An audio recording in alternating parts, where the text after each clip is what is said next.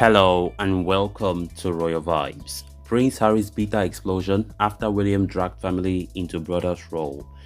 Prince Harry doubted the motive behind his older brother's action after he questioned whether Prince William actually cared about his personal happiness or whether he was simply thinking about the firm only. So guys, before we get right into the full story, please do ensure to subscribe if you haven't, give the video a like and please watch it right up to the very end. Prince Harry's relationship with his older brother, Prince William, was brought back into the spotlight when the pair reunited to mourn the loss of their grandmother, Queen Elizabeth II, last month. A joint appearance from Harry and his wife Meghan Markle and William and his wife Princess Kate saw the so-called Fab Four reunite for the very first time since Brexit. Tensions between the two couples had been bubbling for a couple of years when the Duke and Duchess of Sussex announced their plans to step back from royal duties, and it reportedly all started with a piece of well-intended advice from brother to brother. William believed Harry was moving too fast in the early stages of his relationship with Meghan and suggested he takes things more slowly. According to Robert Lisey, author of Battle of Brothers, William and Harry, the inside story of a family in turmoil, Harry reacted to the concern with a brusque and offended pushback. Things only got worse then, when the older prince turned to his uncle Charles Spencer for help. In his book, Mr. Lacey wrote, "From time to time, Diana's younger brother had played something of an honorary godfather to both boys in the years since the death of their mother, and their uncle agreed with William to see what he could do. The result of the Spencer intervention was an even more bitter explosion once Harry refused to slow down. While the Duke of Sussex understood why his uncle wanted to help, he was very furious with his elder brother for dragging other family members into the role, and the anger and mistrust that distance has lasted to the present day. Putting the now Prince of Wales' request into perspective, Mr. Lacey explained how William had taken almost a decade to commit to wife Kate Middleton, now Princess Kate, saying the couple's long courtship was for the sake of the monarchy.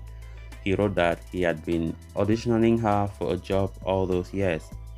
However, Harry could not help but wonder whether William was really concerned about personal happiness of him, or whether he was once again and, as per usual, thinking only about makeup and fortunes of the firm whose boss he would become one day.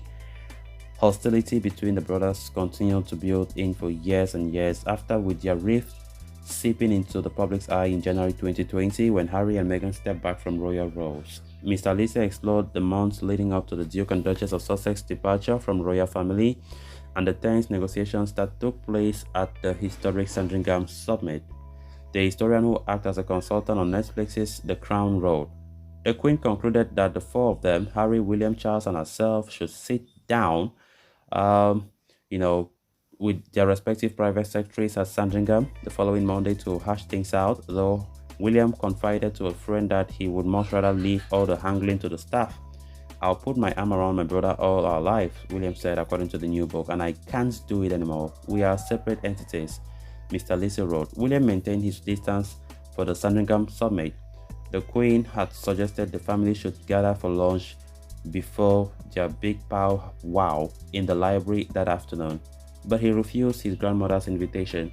Months later, Harry and Meghan marked their final engagement as working royals. On March 9, 2020, the Sussexes joined the Queen and other senior royals at the Commonwealth Day service at Westminster Abbey. Reports at the time noted significant tensions between the Duke and Duchess and other members of the family. According to Mr. Lacey, the prince was fighting back tears, having been left out of the royal procession. More recently, in his bombshell biography about the Sussexes, royal author Tina Brown claimed the couple got into a monumental argument over the snub. He wrote that reality hit 2 days later, on 9th March. A monumental argument blew up after Harry was told that he and Meghan could not join the family's procession through Westminster Abbey for the annual Commonwealth Day service. Although the order of service listed Harry and Meghan walking behind the Queen, palace officials had revised their decisions. Harry was told that having stepped down from royal duties, he and Meghan would sit down and wait with the congregation. The prospect of the televised image of their isolation in the Abbey appeared them. Eventually, to end the dispute, William and Kate agreed they too would wait with Harry and Meghan. As the members of the royal family filed into the Abbey, the frayed relationship would could not be concealed. Kate had blanked the Sussexes and William's greetings was cold. Harry looked strained. Meghan's face showed bemusement. Since then, speculation surrounding the status of the brothers' relationship has continued to circulate. The public communication had been limited, and a series of revealing media interviews from the Sussexes suggested that animosity remained. In June, Meghan and Harry returned to the UK for Queen's Platinum Jubilee celebrations. Many royal watchers hoped it was a chance for the brothers to reconcile, but they were disappointed when it was reported that the Sussexes and then Cambridges spent no time together. In September, it was reported that William was refusing to see his brother until the younger prince's upcoming memoir is released. A source told The Sun that the Prince of Wales feels he cannot trust his younger brother anymore not to repeat their conversations. The comments came ahead of the Duke and Duchess return to Europe for a week of events supporting charities close to their hearts. Harry and Meghan had no plans to reunite with William and Kate during their visit, despite being just a short distance away from the former royal residence in Windsor. But plans changed when Her Majesty Queen Elizabeth died at Balmoral Castle on September 8. Days after late monarch's passing, William, Kate, Harry, and Meghan joined forces for their first engagement as a four since the Sussexes' departure.